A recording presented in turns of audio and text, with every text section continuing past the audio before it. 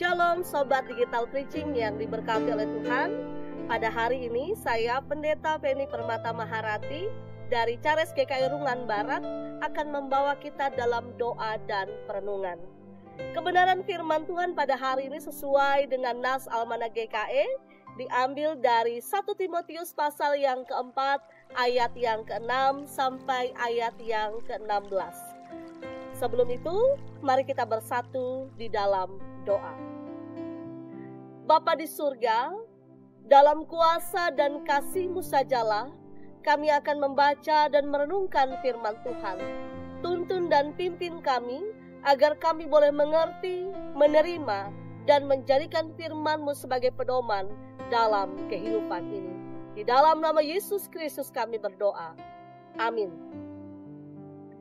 1 Timotius pasal yang keempat ayat yang ke-6 sampai ayat yang ke-16 di bawah perikop tugas Timotius dalam menghadapi pengajar sesat.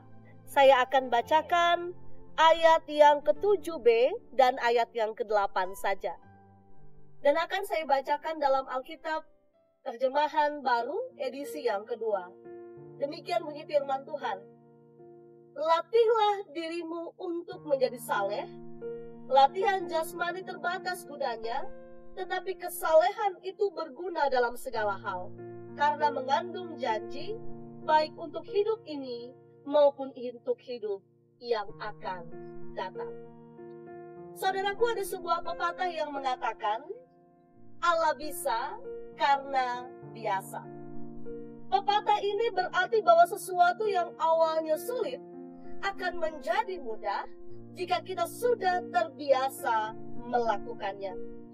Bahkan dikatakan kepandaian dan bakat bisa saja dikalahkan dengan segala sesuatu hal yang biasa kita lakukan.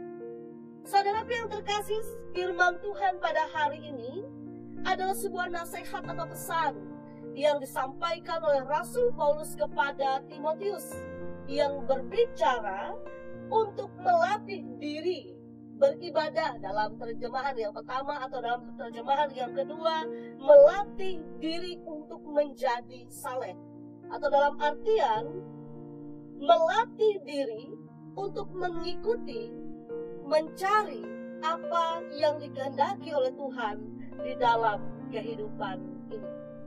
Saudaraku, mengapa Timotius harus melakukannya?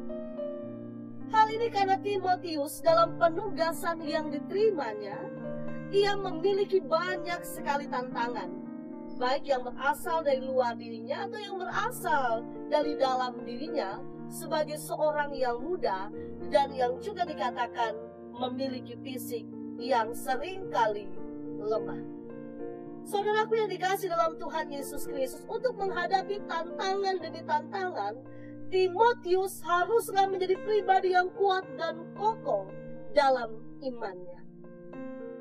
Salah satu cara yang dilakukan adalah melatih diri terus-menerus secara konsisten dari waktu ke waktu untuk hidup dan melakukan segala kehendak Allah. Saudaraku, Paulus tidak sekedar memberikan nasihat, tetapi ia pun melakukannya. Dalam 1 Korintus pasal 9 ayat 27 yang mengatakan, namun aku melatih tubuhku dan menguasainya, supaya sesudah memberitakan Injil kepada orang lain, jangan aku sendiri ditolak. Saudaraku, mungkin kita pernah mendengar atau bahkan kitalah yang mengatakan, beribadah itu jangan terpaksa, tergantung panggilan hati, tergantung perasaan. Jika hati tidak sedang terpanggil, percuma kita beribadah, tidak akan ada gunanya.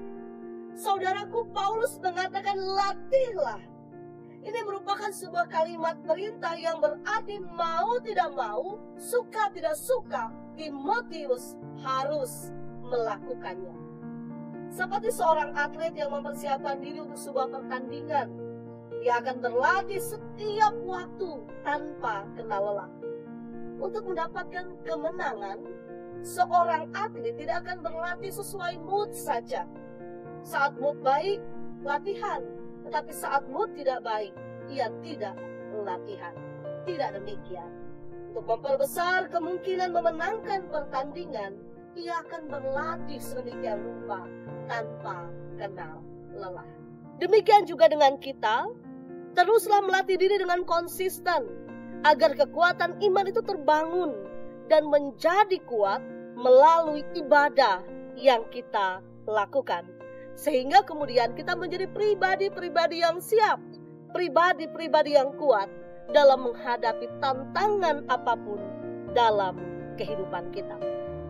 Teruslah berlatih dalam suasana apapun dalam hidup kita. Karena baik keberhasilan ataupun kegagalan memiliki tantangan dan peluang yang sama untuk membuat kita dekat atau jauh dari Tuhan. Saudaraku, saya mengajak kita untuk mengingat satu tokoh Alkitab, yaitu Daniel. Iman Daniel tidak serta-merta terbentuk ketika ia dibuang ke gua singa. Iman Daniel tidak dibangun pada saat pertempuran.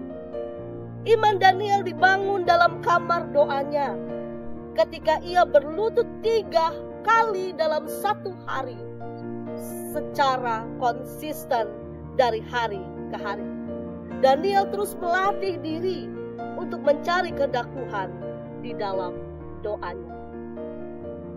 Saudaraku, mengapa dalam doa Bapa kami Yesus mengajarkan, berikanlah kami pada hari ini makanan kami yang secukupnya?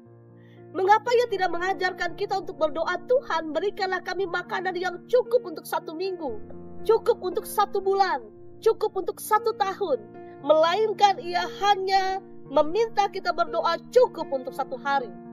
Bukankah menyenangkan memiliki persediaan yang cukup untuk waktu yang lama? Saudaraku, maksudnya adalah agar kita selalu bergantung padanya, selalu mencari Dia setiap hari dari waktu ke waktu. Saudaraku yang kekasih dalam Tuhan, latihlah dirimu beribadah. Latihlah dirimu untuk menjadi saleh secara konsisten dan tidak mengenal lelah. Ini akan berguna baik untuk kehidupan ini di sini atau untuk kehidupan nanti pada saat kita kembali. Tuhan Yesus memberkati. Amin. Mari kita bersatu di dalam doa. Tuhan, terima kasih atas firman-Mu. Berikan kami hikmat agar dalam kebijaksanaan kami boleh hidup dalam kebenaran firman-Mu. Berkati kehidupan kami sepanjang hari ini, agar hidup kami boleh menjadi kemuliaan hormat bagi nama-Mu. Di dalam nama Yesus Kristus kami berdoa. Amin.